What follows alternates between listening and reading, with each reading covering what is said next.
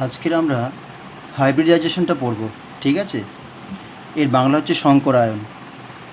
ফার্স্টে আমি দেখি, আচ্ছা কার্বন যদি আমরা নিই, কার্বনের কটা অ্যাটমিক নাম্বার কত? 6, ঠিক আছে।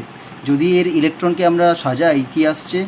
1s2, 2s2, 2p2।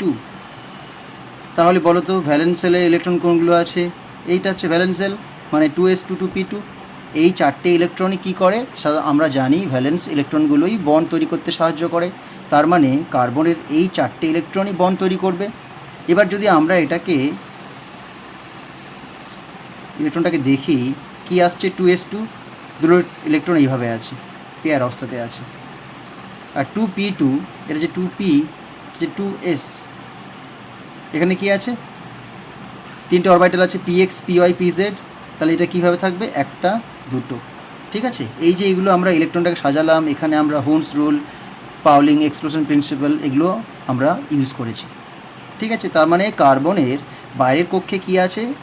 এসে দুটো ইলেকট্রন আছে আর পিতে আছে দুটো ইলেকট্রন। আর আমরা কি জানি, যখনই কোনো বন্ড তৈরি হয়, কোভ্যালেন্ট বন্ড তৈরি হয়, সেক্ষেত্রে কি হয়? ধরো আমার এক্সের সাথে ওয়াইয়ের বন্ড তৈরি হবে, তাহলে এই বন্ডে আমরা কি দেখি? এক্স দিচ্ছে একটা ইলেকট্রন, ওয়াই দিচ্ছে আর একটা ইলেকট্রন, তবেই কি তৈরি হবে? কোভ্যালেন্ট বন্ড তৈরি হবে। তাহলে যদি আমরা কার্বনের যে সমস্ত যৌগগুলো আছে, ধরো মিথেন, ইথেন, মিথানল, যত রকম যৌগ হয়, বেনজিন বলো আর যাই বলো, তাহলে এই কার্বনের যে যৌগগুলোতে যে বন্ডগুলো তৈরি হয়, আমরা দেখি ম্যাক্সিমাম কি দেখি? আমরা দেখি কোভ্যালেন্ট বন্ড। তাহলে কোভ্যালেন্ট বন্ডের নিয়ম অনুসারে কী হবে আমরা দেখব, কার্বনকে একটা বন্ড তৈরি করার জন্য একটা ইলেকট্রন দিতে হবে। তার মানে দেখো কার্বনের বাইরে কটা ইলেকট্রন আছে? এই অরবিটালে কিন্তু দুটো ইলেকট্রন আছে। আর আমরা জানি যে একটা অরবিটালে দুটোর বেশি ইলেকট্রন থাকতে পারে না। অ্যাটমিক স্ট্রাকচারে এটা আমাদের পড়া হয়েছে, ঠিক আছে। দুটোর বেশি ইলেকট্রন থাকতে পারে না, দুটো থাকবে অপোজিট স্পিনে। তাহলে এখানে দুটো আছে, এখানে একটা, এখানে একটা। তার মানে কার্বনে কি আছে? দুটো মাত্র আনপেয়ার্ড ইলেকট্রন আছে, এবং এই দুটো ইলেকট্রন দিয়ে কার্বন ম্যাক্সিমাম দুটো বন্ড তৈরি করতে পারবে। এখান থেকে একটা বন্ড, এখান থেকে একটা বন্ড, ঠিক আছে। মানে যদি আমি কার্বনটাকে দেখাতে চাই, তাহলে এই একটা ধরো সিঙ্গেল ইলেকট্রন, এই একটা সিঙ্গেল ইলেকট্রন, তাহলে এদিকে একটা বন্ড হবে, এদিকে একটা বন্ড হবে, দুটো বন্ড হবে। কিন্তু যদি আমি মিথেনকে দেখি, মিথেনে কি আছে? CH4, চারটে বন্ড আছে। এই চারটে বন্ড আছে, তাহলে চারটে বন্ড আমি পাবো কী করে? এখানে তো দুটো বন্ড হচ্ছে, তাহলে আমি কি করব? এটাকে না আমরা একটু এনার্জি দিয়ে এটাকে এক্সাইট করে দেবো, ঠিক আছে। কিছু এনার্জি দেবো যাতে এই ইলেকট্রনটা জাম্প করে এই PZ-এ চলে আসে। কারণ আমরা জানি যদি আমাকে চারটে বন্ড তৈরি করতে হয়, তাহলে চারটে আনপেয়ার্ড ইলেকট্রন লাগবে, ওকে, সিঙ্গেল ইলেকট্রন লাগবে। তাহলে কি দেখতে পাচ্ছি এখানে? এই ইলেকট্রনটা, এসে ইলেকট্রনটা আছে 2s একটা ইলেকট্রন, আর এদিকে চলে এলো 2p, একটা, দুটো, তিনটে। তাহলে মোট হয়ে গেলো চারটে ইলেকট্রন, এটা 2p। এবার কি হবে? এই 1, 2, 3, 4, চারটে ইলেকট্রন দিয়ে আমরা সহজেই চারটে বন্ড আমরা বানাতে পারছি। তাহলে আমরা মিথেনের যে চারটে বন্ড, সেটাকে আমরা মোটামুটি এক্সপ্লেন করতে পারছি। কিন্তু আর একটা সমস্যা আছে। আমরা জানি এই যে এস অরবিটাল আর পি অরবিটাল, এদের কিন্তু শেপটা আলাদা। এসের যদি শেপ দেখি, কীরকম দেখতে হয় বলো তো? গোলাকার, স্ফেরিক্যাল, এইভাবে। এটা যদি নিউক্লিয়াস হয়, এটা হচ্ছে এস অরবিটাল, গোল হয়। আর পি অরবিটালগুলো কেমন দেখতে হয়? PX যদি হয়, ধরো PX, এদিকে এলো PX, PY আর PZ, ওকে, PX, PY, PZ। তাহলে কি দেখতে পাচ্ছি? এই যে অরবিটালগুলো, এসের যে সাইজ বা শেপ আর পির যে শেপটা একই নয়, ওকে। এটা হচ্ছে কি ডাম্বেল আকৃতির, আর এটা কি গোলাকার। তাহলে যদি আমার এস থেকে বন্ড তৈরি হয়, পি থেকে বন্ড তৈরি হয়, PX থেকে বন্ড হলো, PZ, ওয়াই থেকে হলো PZ থেকে বন্ড তৈরি হয়, তাহলে এই বন্ডগুলো আলাদা হবে। এসের বন্ডটা ছোট হবে কারণ এটা স্পেরিক্যাল, আর পির বন্ডগুলো লম্বা হবে। তার মানে মিথেনে আমরা চারটে যে বন্ড আছে, চারটে বন্ড একই রকম হওয়া উচিত না। শুধু তাই নয়, এই যে চারটে বন্ড আছে, চারটে বন্ডের মধ্যে অ্যাঙ্গেলটা কী হওয়া উচিত? যদি ডাইরেক্টলি এই কার্বনটাকে ইউজ করি, দেখো এখানে PX, PY এর মধ্যে অ্যাঙ্গেল কিন্তু 90, এদের মধ্যে অ্যাঙ্গেল 90, PX, PY, PZ 90, 90, 90। তাহলে এই অ্যাঙ্গেল 90 হওয়া উচিত, তার মানে এটা 90 হওয়া উচিত। কিন্তু অ্যাকচুয়ালি কিন্তু আমরা মিথেনের স্ট্রাকচারে এই যে হাইড্রোজেন কার্বন হাইড্রোজেন বন্ড, মানে এটাকে আমরা এইভাবে দেখাই, হাইড্রোজেন কার্বন হাইড্রোজেন যে বন্ডটা কিন্তু 90 ডিগ্রি নয়, এটা প্রায় 109 ডিগ্রি 28 মিনিট। তবেই আমরা কি করে এক্সপ্লেন করব? হচ্ছে না তো। তার মানে পিওর এস আর পিওর পি দিয়ে আমরা এই ঘটনাটাকে এক্সপ্লেন করতে পারলাম না। এই কারণেই বৈজ্ঞানিক যারা আছেন ওনারা ভাবলো তাহলে pure P R pure S use করব না, আমরা কি করব? মিক্স করব। ওকে, আমরা কি করব? এই পি আর এসকে একসাথে মিক্স করে 4টে সমান ভাগে ভাগ করে নেব। তাতে কি হবে? যে 4টে অরবিটাল তৈরি হলো তারা 4টে একই রকম হবে, তাদের এনার্জি একই হবে, শেপ একই হবে এবং তাদের মধ্যে যে রিপালশনটা একই রকম হবে। বুঝতে পারলে? এই যে মিক্সিং করার যে কনসেপ্টটাকেই আমরা কি বলি? হাইব্রিডাইজেশন অথবা সংকরায়ন।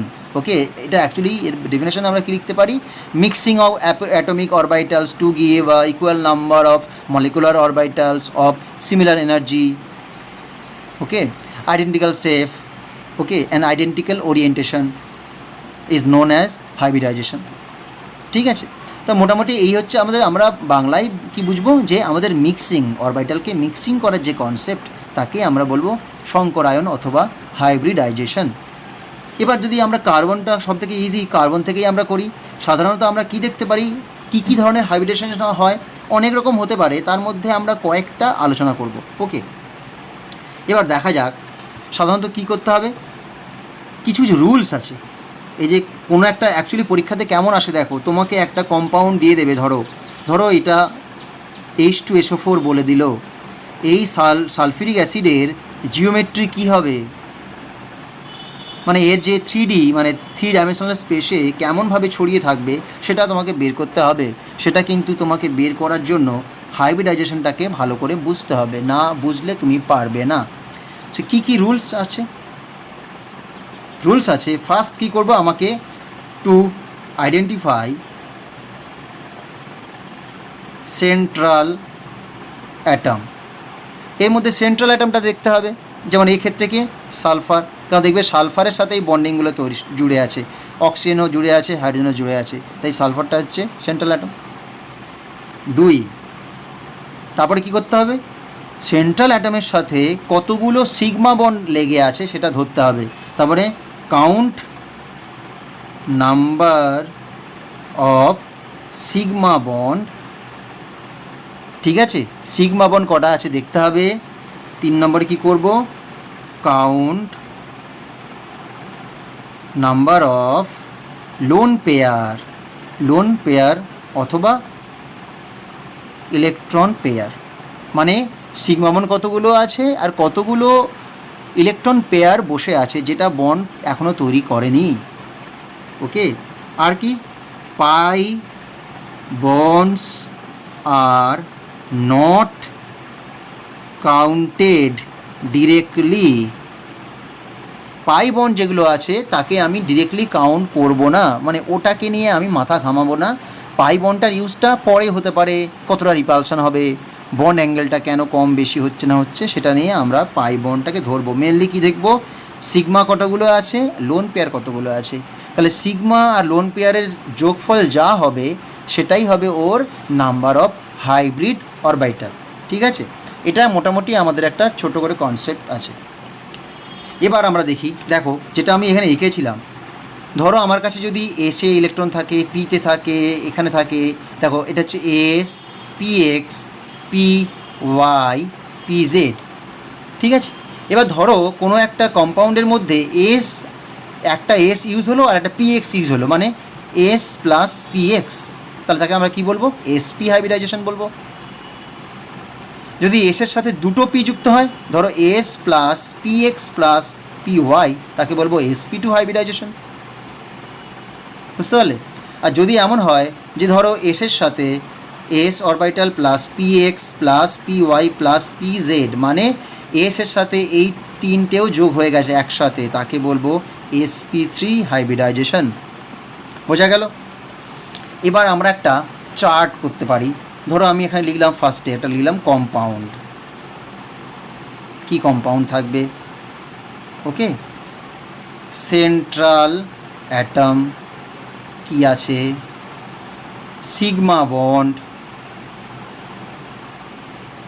তারপরে লোন পেয়ার, বুঝতে পারলে?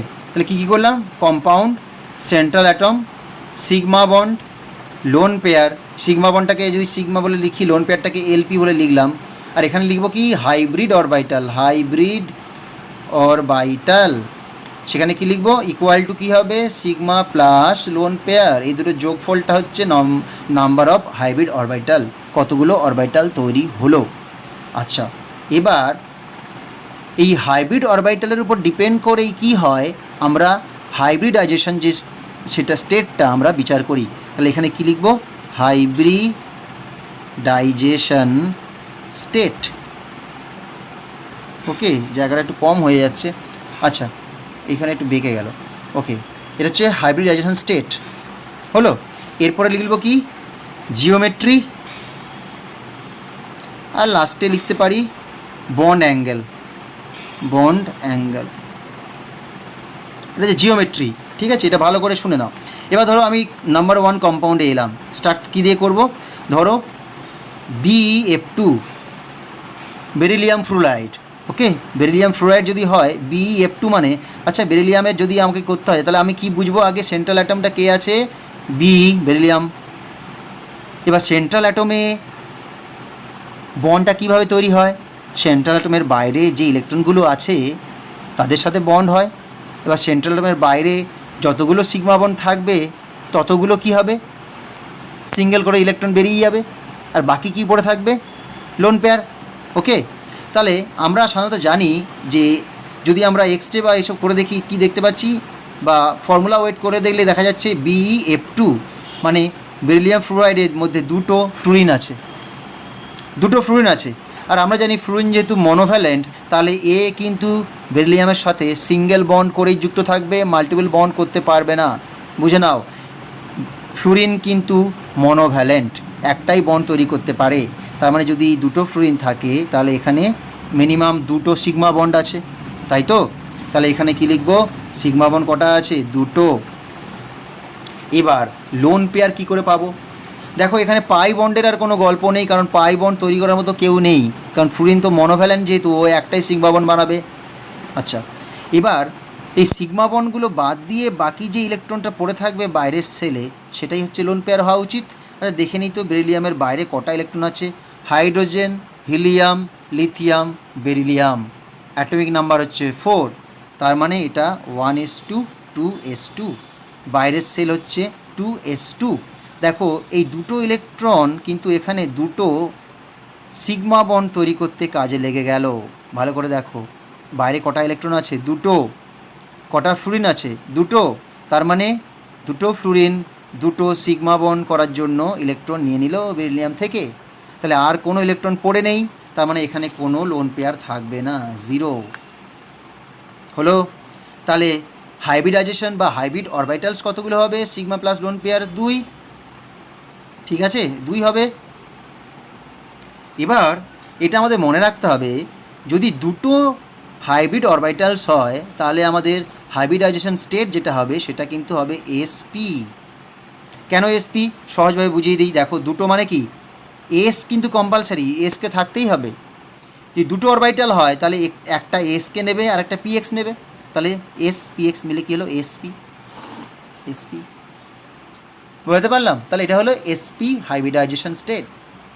আর এটা মনে রাখবো, sp যদি হাইব্রিডাইজেশন হয় কোনো মলিকুলের মধ্যে তাহলে কিন্তু তার জিওমেট্রিটা হবে লিনিয়ার। এটা কিন্তু এক্সপেরিমেন্টাল ভ্যালু, তাই এটা আমি মনে রেখেছি। এটা হচ্ছে লিনিয়ার হবে, মানে কি ওই অনুযায়ী আমার এর স্ট্রাকচারটা কী হবে? BeF হলো। এটা হয়ে গেল BeF। আরে বাবা দেখা যাচ্ছে না, আচ্ছা এই লিখি BeF হলো। তাহলে এটা হয়ে গেলো বেরিলিয়াম ফ্লুরাইড। আর এই ক্ষেত্রে দেখো বন্ড অ্যাঙ্গেল কত? 180 ডিগ্রি। তাহলে অ্যাঙ্গেল লিখবো 180 ডিগ্রি হলো। এটা হলো নাম্বার 1 BeF2। নাম্বার 2টা লিখি BeF3। ওকে, বোরন ট্রাইফ্লুরাইড। আর বোরনের কিন্তু অ্যাটমিক নাম্বার কত? BeF3 যদি লিখি এর অ্যাটমিক নাম্বার হচ্ছে 5, 1s2 2s2 2p1। তার মানে এর বাইরে কটা ইলেকট্রন আছে? বাইরে আছে 3টে। দেখো 5 তো 1s2 2s2 2p1, তার মানে বাইরে আছে 3টে ইলেকট্রন। তাহলে 3টে ইলেকট্রন যদি বাইরে থাকে, এখানে কটা ফ্লুরিন আছে? 3টে। আর ফ্লুরিন হচ্ছে মনোভ্যালেন্ট, তার মানে এই 3টে ইলেকট্রনই ফ্লুরিন ইউজ করে নেবে সিগমা বন্ড তৈরি করার জন্য। বুঝেছো? আবার দেখাবো, দেখো এই হচ্ছে বোরন, ফ্লুরিন আছে 3টে ফ্লুরিন। তাহলে এর একটা ইলেকট্রন, এর একটা ইলেকট্রন, এর একটা ইলেকট্রন ফ্লুরিনের সাথে বন্ড তৈরি করে নিল। তার মানে বোরনের কাছে আর কোনো ইলেকট্রন পড়ে নেই।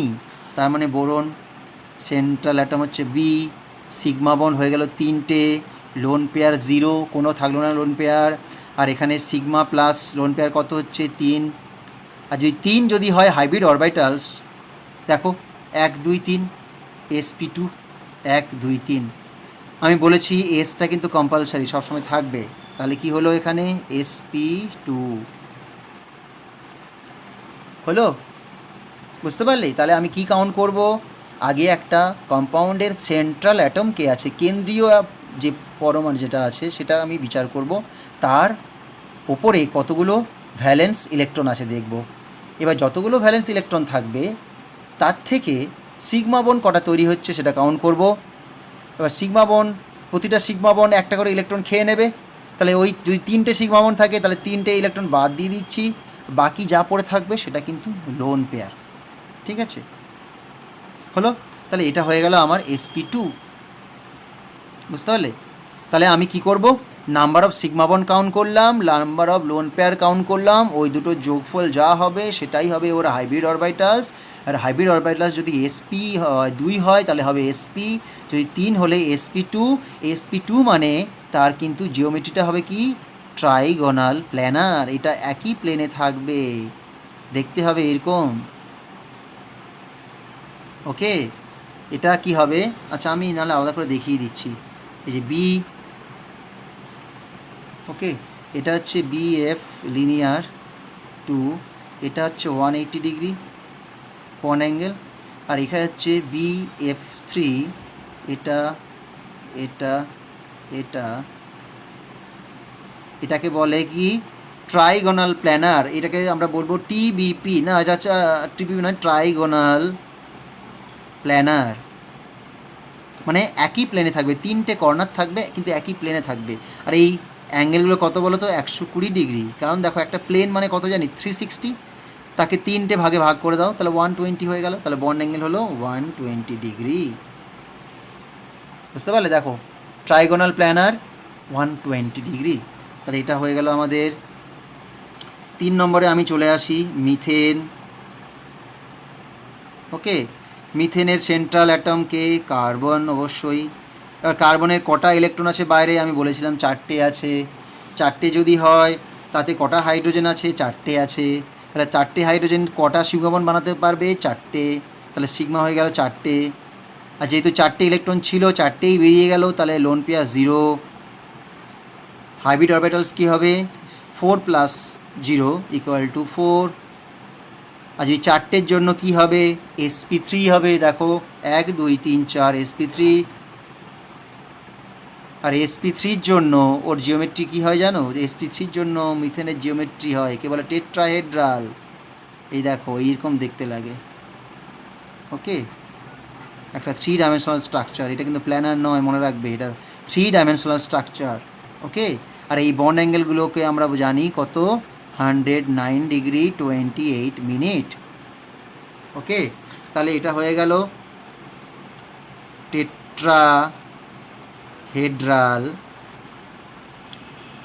টেট্রাহেড্রাল, আর এটা হলো 100 ডিগ্রি 28 মিনিট।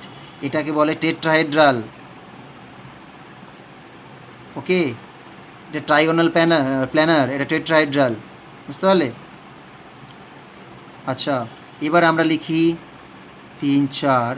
ধরো যদি 5টা থাকে, কে লিখবো? একটু 5টা মানে তার ভ্যালেন্সি বাড়াতে হবে। PCl5। ফসফরাসের হচ্ছে সেন্টার অ্যাটম হচ্ছে ফসফরাস। এর ইলেকট্রন কটা আছে ফসফরাসের বাইরে? 5টা। ওকে, মোটামুটি ভ্যালেন্স ইলেকট্রনগুলো ধরলাম। যদি তাই হয় তাহলে এখানে কি আসছে? কটা ক্লোরিন আছে? 5টা। তাহলে 5টাই নিয়ে নিল। 5টা ইলেকট্রন ছিল, 5টা ক্লোরিন নিয়ে নিল, খেয়ে নিল। তাহলে কটা লোন পেয়ার পড়ে থাকবে? 0। হাইব্রিড অরবিটালস কটা হবে? 5টা। 5টার জন্য কি হবে? 5টার জন্য কিন্তু sp3তে গেলে হবে না, কারণ পির পরে কিন্তু আছে কি, পি যে অ্যাটমটা আছে তার বাইরে কিন্তু আছে ডি অরবিটাল, মানে এইভাবে আছে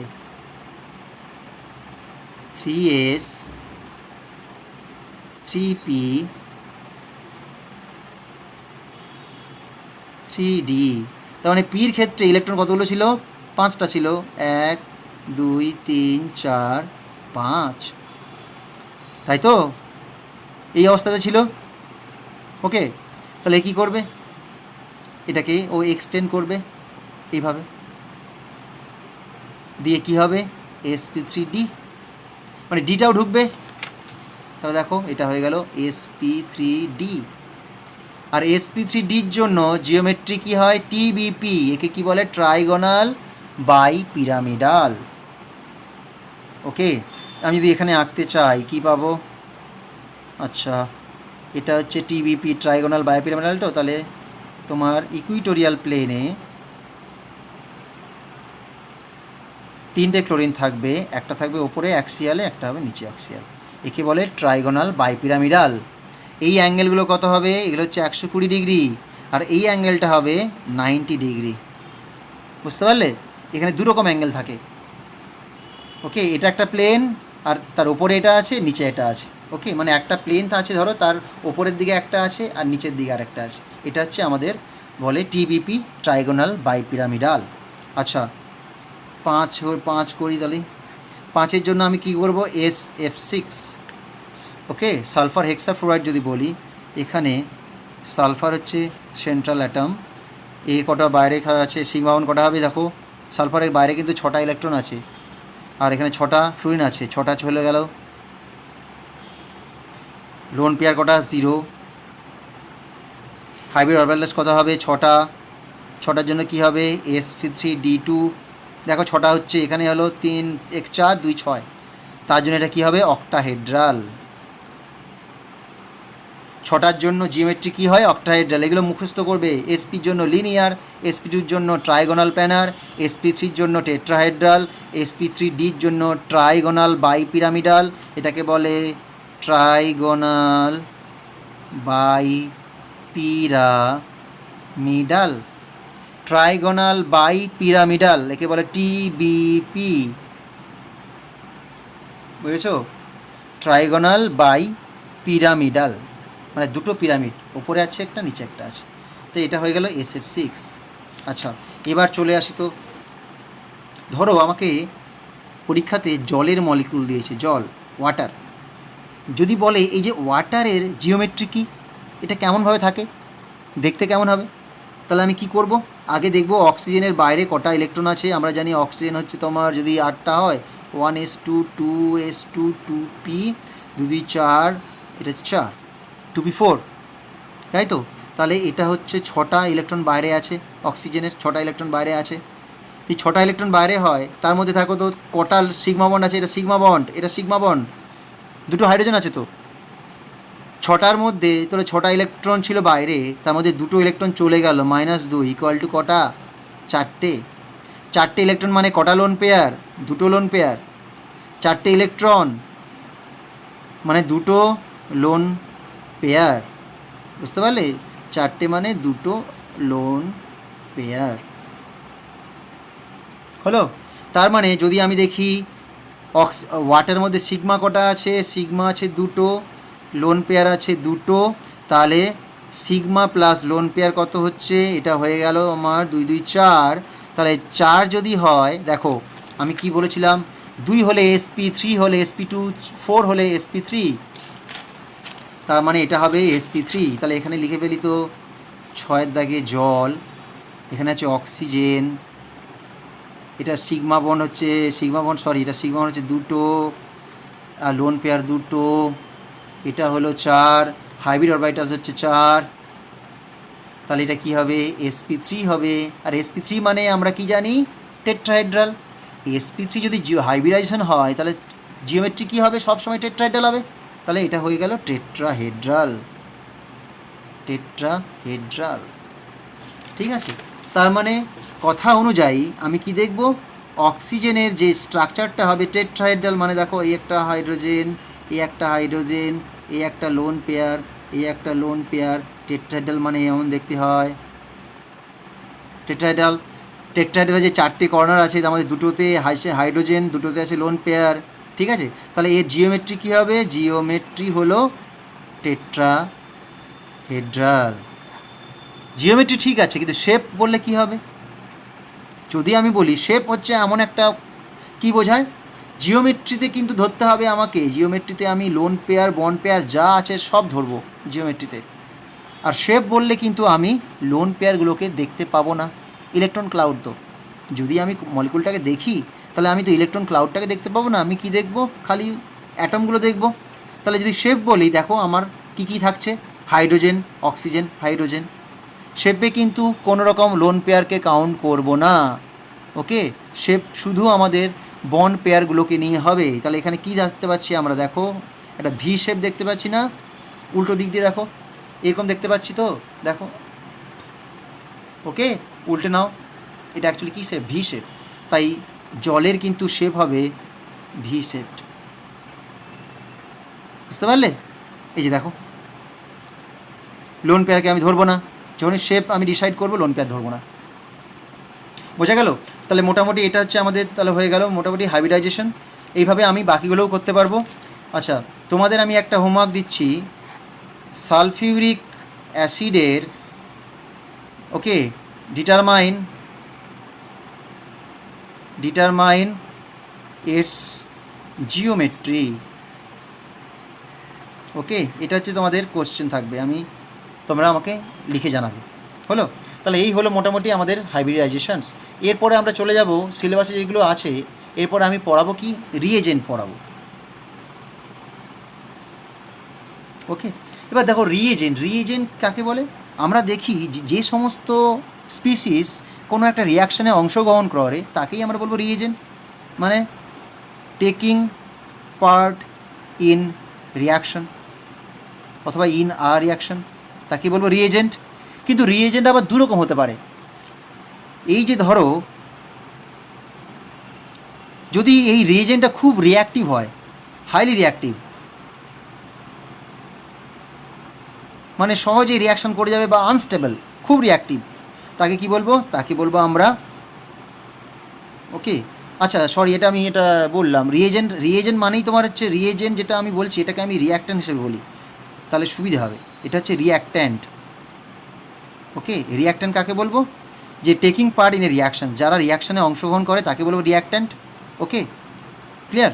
এটা কিন্তু আমরা পড়াচ্ছি কিন্তু রিএজেন্ট নিয়ে, রিএজেন্ট হচ্ছে আমাদের টপিক, আর সেখানে আমি রিয়াক্ট্যান্টটাকে আগে ডিফাইন করলাম, কাকে বলবো, the species which is taking part in reaction is called reactant, okay.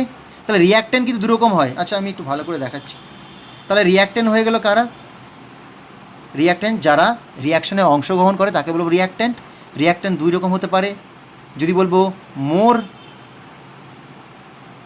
Reactive, আরেকটা হচ্ছে লেস রিয়াক্টিভ, বুঝতে পারলে? তাহলে আমাদের রিয়াক্ট্যান্ট যারা রিয়াকশানে অংশগ্রহণ করে তাকে বলবো রিয়াক্ট্যান্ট। এবার সে যদি মোর রিয়াক্টিভ হয় তাকে বলবো আমরা রিএজেন্ট, যে খুব রিয়াক্টিভ তাকে বলবো রিএজেন্ট, আর যে লেস রিয়াক্টিভ তাকে বলবো সাবস্ট্রেট, ওকে। তাহলে রিএজেন্ট হলো সাবস্ট্রেট হলো, মানে সাবস্ট্রেট সাধারণত দেখবে আমরা বলি বেনজিন ইজ এ সাবস্ট্রেট, মানে যার ওপর রিয়াকশানটা হয় তাকেই আমরা সাবস্ট্রেট বলি, সেগুলো সাধারণত খুবই স্টেবল হয়। আর যারা খুব রিয়াক্টিভ তাকে বলবো রিএজেন্ট। এই রিএজেন্ট আবার করকম হতে পারে, মেনলি আমরা লিখে এটাকে দু রকম লিখতে পারি, ওকে। একটাকে বলবো আমরা ইলেকট্রোফাইল, আর একটাকে বলবো আমরা নিউক্লিওফাইল। রিএজেন্ট দুরকম হলো, ইলেকট্রোফাইল, নিউক্লিওফাইল। তাহলে ইলেকট্রোফাইল কী জিনিস, ইলেকট্রোফাইল, দেখো ইলেকট্রোফাইলের মধ্যে দুটো কিন্তু টার্ম আছে।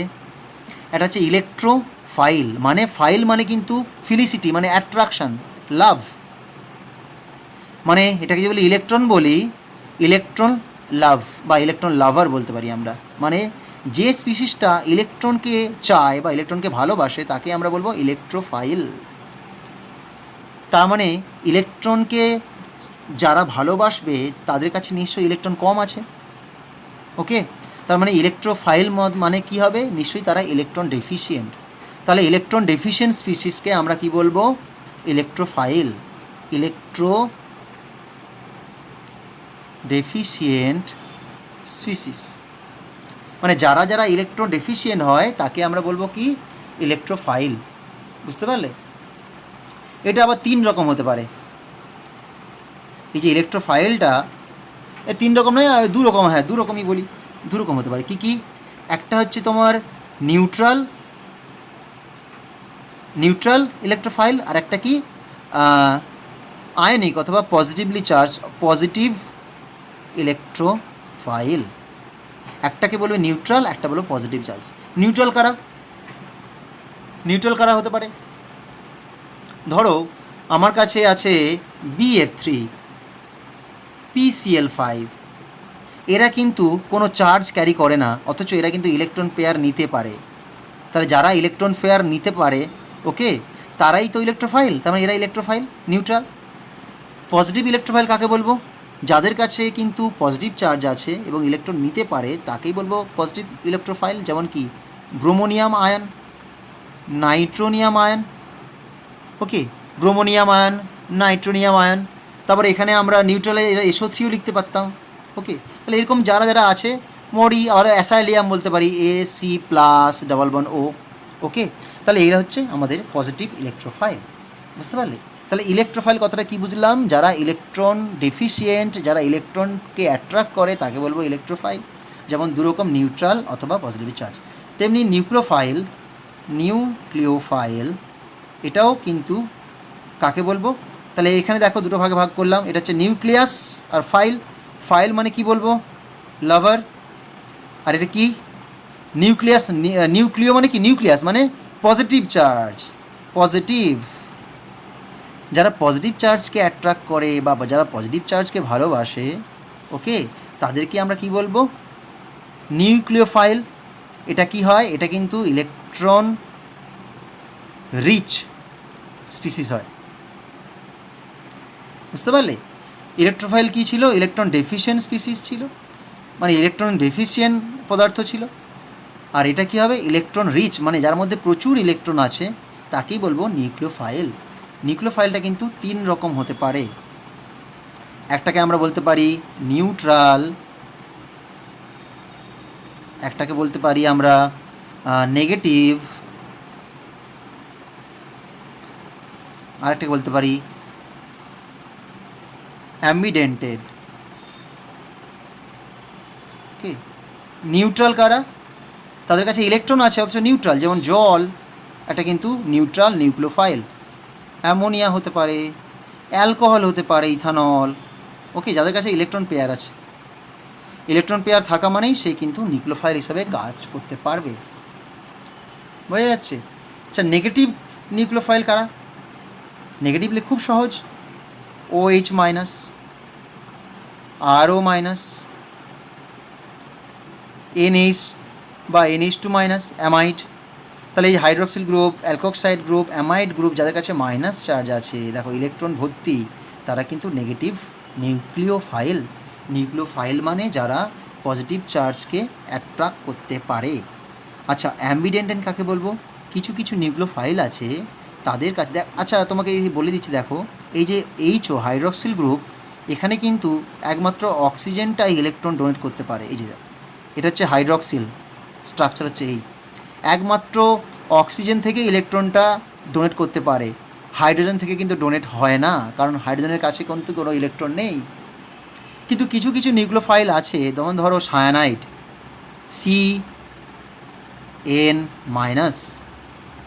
দেখা গেছে এরা কখনো কখনো কার্বন থেকে ইলেকট্রন ডোনেট করে, কখনো আবার নাইট্রোজেন থেকে ডোনেট করে। কার্বন থেকে ডোনেট করলে কি তৈরি করে, ধরো এটা করলো কি RCN তৈরি করলো, অ্যালকিল সায়ানাইড। আর যদি নাইট্রোজেন থেকে ডোনেট করে তাহলে কি বানাবে, RNC, আইসোসায়ানাইড। তাহলে এই যে ধরনের এটাকে আমরা রিয়েজেন্ট, যেটা 2 দিক থেকে মানে 2টো ডোনার অ্যাটম থেকে অ্যাটাক করতে পারে, ওকে, আইদার এটা আর এটা, তাই এদেরকে কি বলবো আমরা, অ্যাম্বিডেন্টেড নিউক্লিওফাইল। যাদের কাছে more than one donor atom আছে তারাই অ্যাম্বিডেন্টেড নিউক্লিওফাইল হিসাবে গণ্য হবে। বুঝতে পারলে? আচ্ছা, এরপরে আমরা চলে যাই পরের পার্টে, সেটা হচ্ছে আমাদের ইন্টারমিডিয়েটস বা রিঅ্যাক্টিভ ইন্টারমিডিয়েটস। ওকে, ইন্টারমিডিয়েটস কাকে বলবো? খুবই সোজা। কিছু কিছু ধরো আমি একটা রিয়াকশান করলাম, ঠিক আছে, ধরো এ প্লাস বিকে রিয়াকশান করলাম, রিয়াকশান মিডিয়ামের পরে কি হলো, প্রোডাক্ট পেলাম সি প্লাস ডি পেলাম, তাহলে এটা তো রিয়াক্ট্যান্ট হয়ে গেল, এটা প্রোডাক্ট হয়ে গেল। কিন্তু এই যে রিয়াকশান মিডিয়ামে কিন্তু কিছু কিছু স্পিসিস তৈরি হয়, কিছু কিছু স্পিসিস তৈরি হতে পারে, সেভাবে এক্স হতে পারে, ওয়াই হতে পারে, তারা তৈরি হয় রিয়াকশান মিডিয়ামে, যাদের কিন্তু অস্তিত্ব পরে আর থাকে না, তারাই পরে প্রোডাক্টে কনভার্টেড হয়। তাহলে এই যে সমস্ত স্পিসিসগুলো একমাত্র রিয়াকশান মিডিয়ামে তৈরি হয় এবং যারা খুবই আনস্টেবল, ঠিক আছে, তাদেরকেই আমরা কি বলবো, রিঅ্যাক্টিভ ইন্টারমিডিয়েট। তাহলে রিঅ্যাক্টিভ ইন্টারমিডিয়েট কি ডেফিনেশন কি লিখতে পারি? ওকে, এটা অ্যাকচুয়ালি আর চার্জ, এটা কিন্তু চার্জ হতে পারে, নিউট্রালও হতে পারে। ওকে, a charge or neutral species which is very very unstable and which will be produced in the reaction medium only is called reactive intermediate. যে সমস্ত চার্জ অথবা নিউট্রাল স্পিসিস বা কণা একমাত্র রিয়াকশান মিডিয়ামেই বা রিয়াকশান মাধ্যমেই তৈরি হয়, যাদের পরে কোনো অস্তিত্ব আর থাকে না, তাকে আমরা বলবো ইন্টারমিডিয়েটস। এই রিয়াক্টিভ ইন্টারমিডিয়েটস করকম হতে পারে? জেনারেলি 3 রকম হতে পারে। একটাকে আমরা কি বলবো, ফ্রি র্যাডিক্যাল,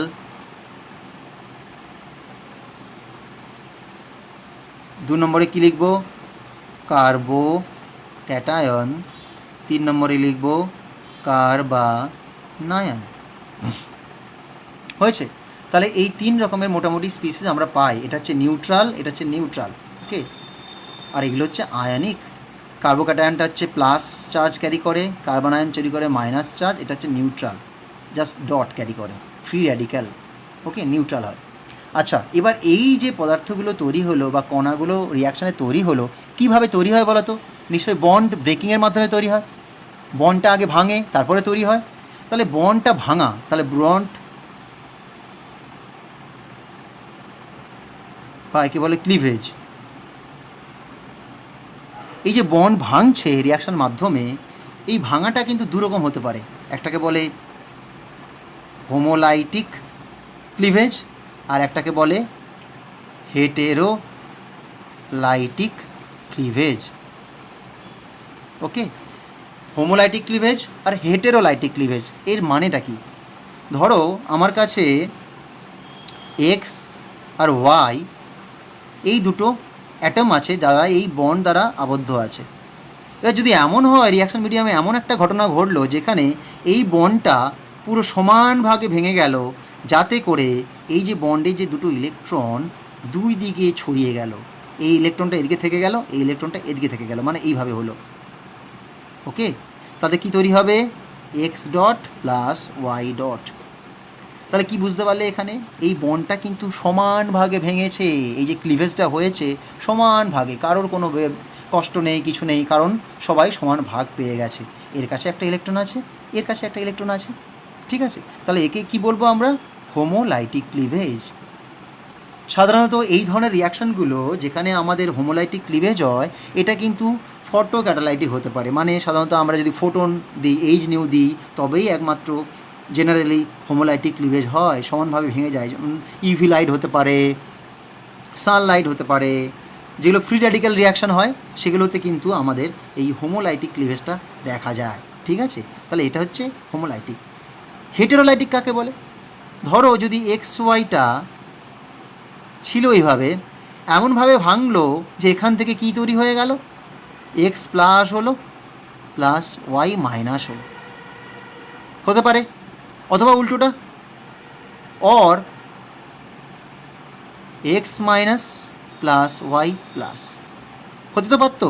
তাহলে হয় ইলেকট্রনটা ওয়াইয়ের দিকে সরে গেছে অথবা ইলেকট্রনটা এক্সের দিকে সরে গেছে। মানে যদি ইলেকট্রনটা সমভাবে বণ্টিত না হয়, সমবন্টন না হয়, তাতে কি হবে, দুটো চার্জ স্পিসিস তৈরি হবে, একটা পজিটিভ চার্জ, একটা মাইনাস চার্জ, নেগেটিভ চার্জ। এই ঘটনাটাকে কি বলবো আমরা, হেটেরোলাইটিক ক্লিভেজ। এটা কিন্তু সিলেবাসে মেনশন করা আছে, ভালো করে বুঝে নেবে। তার মানে আমরা আর কি বলতে পারলাম, হোমোলাইটিক ক্লিভেজে কি তৈরি হচ্ছে, ফ্রি র্যাডিক্যাল তৈরি হচ্ছে। আর হেটেরোলাইটিকে কি তৈরি হবে, কার্বোক্যাটায়ন আর কার্বানায়ন। ঠিক আছে, এবার যেহেতু এরা রিয়াকশান মিডিয়ামে তৈরি হচ্ছে এই দুটো, এবার আমাকে কিন্তু এদেরকে নিয়ে একটু পড়াশুনো করতে হবে।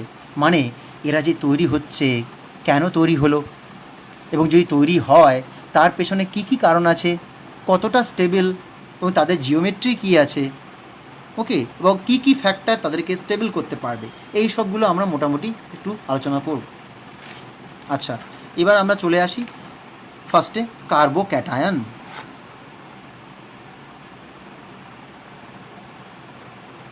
ওকে, কার্বোক্যাটায়ন, এই যে কার্বোক্যাটায়নটা না, একে আমরা জেনারেলি কী লিখি, Cr3+। এটা হচ্ছে এর জেনারেল ফর্মুলা। মানে কার্বনের সাথে 3টে অ্যালকিল গ্রুপ যুক্ত থাকতে পারে, বা 3টে যে কোনো গ্রুপ, হাইড্রোজেনও হতে পারে, থাকবে এবং একটা প্লাস চার্জ ক্যারি করবে, তাকেই আমরা বলবো কার্বোক্যাটায়ন। এবার দেখো তো এটার জিওমেট্রি কী হওয়া উচিত, একটু ভেবে বলো। একটু আগে আলোচনা করেছিলাম, জিওমেট্রিটাকে বের করার জন্যে আমাকে কি কি কাউন্ট করতে হবে, এই যে কম্পাউন্ডের সেন্ট্রাল অ্যাটম হচ্ছে কার্বন, তার সাথে কি কি বন্ড আছে, দেখা গেছে এই কার্বনের মধ্যে এইভাবে আছে আর আর আর প্লাস, 3টে আছে সিগমা বন্ড, তাহলে সিগমা হচ্ছে 3টে, আর কিন্তু কোনো লোন পেয়ার নেই। দেখো কার্বনের ভ্যালেন্সি কিন্তু একটা কমে গেছে, কারণ প্লাস চার্জ আছে, কোনো লোন পেয়ার নেই, তাহলে লোন পেয়ার ইকুয়াল টু 0, তাহলে কত হলো 3। আর যদি 3টে হয় হাইব্রিড অরবিটাল, তাহলে হাইব্রিডাইজেশন কি হবে, হাইব্রিডাইজেশন হবে equal to sp2। R sp2 হওয়া মানেই আমি জানি, মনে করে আমি একটা চার্ট অলরেডি দিয়েছিলাম, এটা কি হবে, এটা হয় ট্রাইগোনাল প্ল্যানার। তাহলে আর আর এটা হলো আর, এরা কিন্তু একই প্লেনে থাকছে। ঠিক আছে, তাহলে sp2 ইউজ করেছি আমি, আবার একটু তোমাদের দেখাই জায়গাটা। যদি sp2 ইউজ হয়, sp2 মানে s plus px plus py, এই 3টে ইউজ হলে আর কি পড়ে থাকছে, pz। pzটা কিন্তু কিভাবে থাকে জানো, pzটা থাকে এই যে প্লেনটা হলো তার সাথে পারপেন্ডিকুলার, এইভাবে। এটা হচ্ছে ভ্যাকেন্ট pz, ভ্যাকেন্ট, এটা হচ্ছে ভ্যাকেন্ট। কেন, প্লাস চার্জ আছে, এই যে মাথায় দেখো প্লাস চার্জ, এই যে প্লাস চার্জটা কোথায় থাকে, এই pz এর মধ্যেই থাকে। আর এটা কি, এটা হচ্ছে প্ল্যানার, তাহলে এর কি জিওমেট্রি হয়ে গেল, ট্রাইগোনাল প্ল্যানার জিওমেট্রি।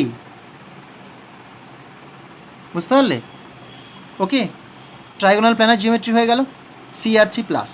আচ্ছা, আমরা জিওমেট্রিটা দেখতে পেলাম কার্বোক্যাটায়নের।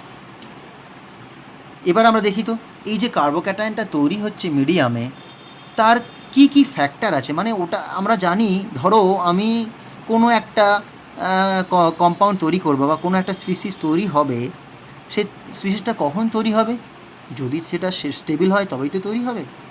ঠিক আছে, তার মানে একটা কার্বোক্যাটায়ন যদি মিডিয়ামে তৈরি হয়, তবে সেটাকে অবশ্যই স্টেবল হতে হবে, স্টেবল না হলে তো তৈরি হবেই না। তারপরে আমি নেক্সট পয়েন্টটা কী পড়বো, স্টেবিলিটি, স্টেবিলিটি অফ কার্বোক্যাটায়ন। মানে এই যে কার্বোক্যাটায়নটা তৈরি হলো রিয়াকশান মাধ্যমে বা বিক্রিয়ার মাধ্যমটাতে, সেটা কতটা স্টেবল, বা কী কীভাবে ওটাকে আমরা স্টেবল করতে পারবো। ঠিক আছে, স্টেবিলিটি নাম্বার 1 লিখতে পারি। আমরা কি দেখেছিলাম, আগে জেনারেল ফর্মটা লিখে রাখি, Cr3+। এবার এইটুকু মনে রাখবে, যেহেতু কার্বনের মাথায় প্লাস চার্জ আছে, তাহলে যে কোনো গ্রুপ যারা ইলেকট্রনটাকে কার্বনে ডেলিভারি করতে পারবে, মানে ইলেকট্রনটাকে রিপেল করতে পারবে বা পুশ করতে পারবে, তারাই কিন্তু কার্বনকে স্টেবিলাইজ করতে পারবে। বুঝতে পারলাম কি, দেখো মাথায় আছে কি, প্লাস চার্জ, আর আর আর, তার মানে দেখো এর মাথায় অলরেডি একটা পজিটিভ চার্জ পড়ে আছে, তাহলে এই আরগুলো যদি কিছুটা ইলেকট্রন ওকে দান করে, ওকে, মানে এর কাছে টাকা নেই, হাত পুরো ফাঁকা। যদি আর কিছু টাকাটা দান করে তবেই তো ওর পক্ষে বাঁচতে সুবিধা হবে, নাহলে তো মারা যাবে। ঠিক আছে, ওকে, তাহলে কি করবে, যদি আর ইলেকট্রন দিতে পারে তবেই প্লাস চার্জটা কিছুটা স্বস্তি পাবে। তার মানে আমরা কি বলতে পারি, নাম্বার ওয়ানে লিখতে পারি ইন্ডাকটিভ এফেক্ট, মানে যত বেশি প্লাস আই এফেক্ট থাকবে, inductive effect plus I effect, okay, তাহলে তত বেশি স্টেবল হবে। সেই কথা ধরতে গেলে আমাদের দেখো, যদি কম্পাউন্ডের মধ্যে আর গ্রুপে 3টে মিথাইল থাকে, দেখো এখানে কী লিখলাম, 3টে মিথাইল মানে 3টে আর, এটা বেশি স্টেবল হবে দেন কার থেকে, যেন যদি 2টো মিথাইল থাকে, মানে 2টো মিথাইল মানে তার ইলেকট্রন কমে গেল, সিঙ্গেল মিথাইল প্লাস, ঠিক আছে, সিঙ্গেল প্লাস, এটা হচ্ছে আমার স্টেবিলিটি অর্ডার। কেন, এখানে কটা আছে মিথাইল, 3টে মিথাইল আছে, তাহলে 3টে মিথাইল 3 দিক দিয়ে প্লাস আই দেখাচ্ছে, এখানে 2টো আছে, 2টো দেখাচ্ছে প্লাস আই, এখানে একটা আর এখানে নেই, তাহলে এটা সব থেকে বেশি আনস্টেবল হবে। পরীক্ষায় দিতে পারে যে এদের যে স্টেবিলিটি অর্ডারটা কী হবে, ইন্ডাকটিভ এফেক্ট। নাম্বার 2 কি, হাইপার কনজুগেশন, আমরা অলরেডি আগের দিন পড়েছিলাম hyper conjugation.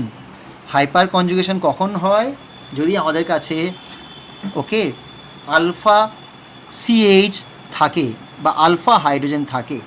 Clear, alpha hydrogen কারা, যদি কার্বনটাকে ধরি প্লাস, এর রেসপেক্টে এই হচ্ছে কার্বনটা হচ্ছে প্লাস, আলফা আলফা আলফা, ঠিক আছে। তাহলে এদের মধ্যে যদি হাইড্রোজেন থাকে তারাই একে স্টেবল করবে। তার মানে যদি আমি একে 3টে হাইড্রোজেন দিয়ে দিই, 3টে হাইড্রোজেন, তাহলে এখানে কটা আলফা হাইড্রোজেন হলো, 3টে 6টা, 6 3 9টা আলফা হাইড্রোজেন, মানে এ কিন্তু বেশি স্টেবিলাইজ করতে পারবে।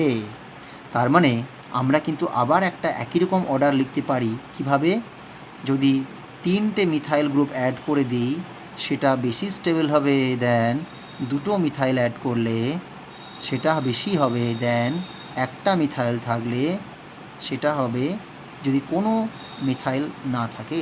এটা হচ্ছে হাইপার কনজুগেশন দিয়েও আছে। তার মানে এই অর্ডারটা কিন্তু এদিকেও স্টেবল হচ্ছে, এদিকেও হচ্ছে। ওকে, মানে এই অর্ডারটা আমরা দুদিক দিয়ে এক্সপ্লেন করতে পারলাম, প্লাস আই দিয়ে আবার হাইপার কনজুগেশন দিয়েও, বুঝতে পারলে। আচ্ছা, এই হলো হাইপার কনজুগেশন। 3 নম্বরে দিলাম, 3 নম্বরে কী দিতে পারি, রেজোনেন্স দিয়ে দিই। রেজোনেন্স আমরা অলরেডি জেনেছিলাম কি, যদি আমাদের মলিকুলের মধ্যে একটা কনজুগেশন থাকে, ইলেকট্রনটা যদি ছড়িয়ে যাওয়ার চান্স থাকে, তাহলে কিন্তু সেটা অনেক বেশি স্টেবিলিটি গেইন করে। যত বেশি রেজোনেন্স হবে বা যত বেশি রেজোনেটিং স্ট্রাকচার তৈরি হবে তত বেশি স্টেবল হবে। এই মত অনুযায়ী যদি আমি ফিনাইল নিই, ওকে, ফিনাইল মানে কি, এটা বেনজিন, দেখো এই যে বেনজিন, ওকে, এটা হচ্ছে বেনজাইল কার্বোক্যাটায়ন। দেখো এই কার্বোক্যাটায়নটা স্টেবল হবে কীভাবে, রেজোনেন্স থেকে, দেখো দেখতে পাচ্ছ। তাহলে এটা হচ্ছে ফিনাইল। তাহলে যদি একটা ফিনাইল থাকে তার থেকে এইভাবে স্টেবিলিটি গেইন করতে পারে, এই বন্ডটা এদিকেও যাবে, এই বন্ডটা এদিকে যাবে, তাহলে এইভাবে অনেকগুলো রেজোনেটিং স্ট্রাকচার তৈরি হবে। তা যদি আমি এইভাবে 3টে ফিনাইল দিতে পারি তাহলে আরও বেশি স্টেবল হবে।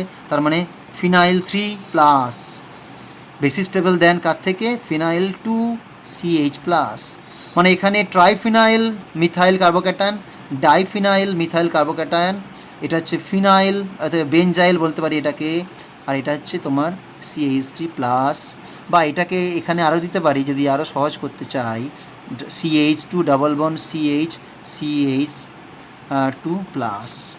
Allyl carbocation. ওকে, তাহলে যদি রেজোনেন্স ধরতে চাই তাহলে এখানে সবথেকে বেশি রেজোনেন্স হবে। কেন, এখানে 3টে ফিনাইল আছে, এখানে 2টো ফিনাইল আছে, এখানে একটা ফিনাইল আছে, আর এখানে খালি একটা মাত্র ডবল বন্ড আছে, তার জন্য যতটুকু হওয়ার হবে। তাহলে এটা হচ্ছে তাদের স্টেবিলিটি অর্ডার। ওকে, এটা হলো একটা। 4 নম্বর কি লিখতে পারি, সাবস্টিটিউয়েন্ট এফেক্ট। ধরো আমার কাছে একটা এইভাবে বেনজাইল কার্বোক্যাটায়ন আছে CH2+, যদি এতে আমি কোনো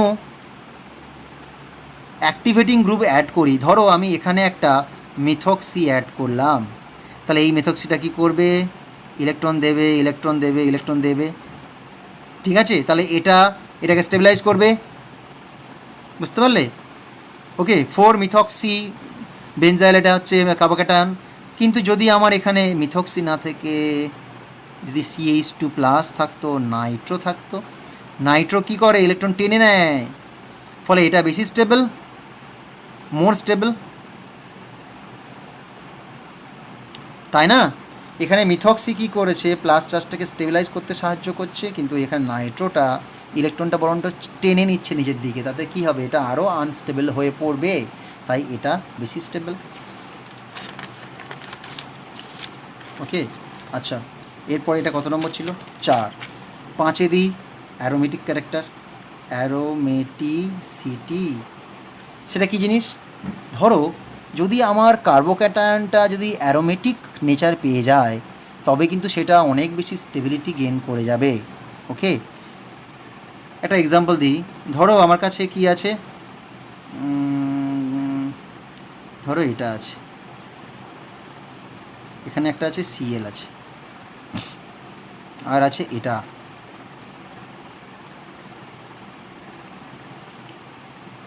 ওকে, এই দুটোর মধ্যে যদি আমি সিলভার নাইট্রেট দিয়ে দিই, এদের মিডিয়ামে অ্যালকোহলিক সলিউশনে যদি সিলভার নাইট্রেট দিই, কোনটা রিয়্যাক্ট করবে?